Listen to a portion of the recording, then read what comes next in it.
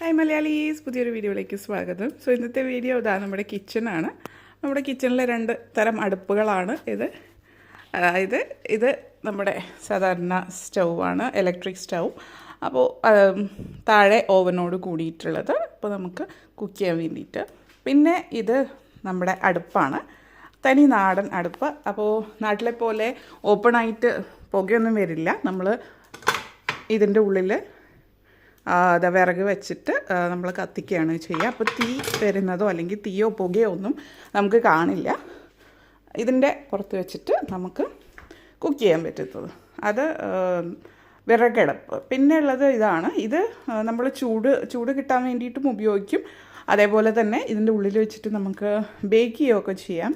Pizza, അതുപോലെ എന്തെങ്കിലും bread, അതുപോലെയുള്ള കാര്യങ്ങളൊക്കെ ബേക്ക് ചെയ്യാനും പറ്റുന്നതാണ്. ചൂട് തരാനും അതേപോലെ ബേക്ക് ചെയ്യാനും പറ്റും കിച്ചണിലുള്ളത്.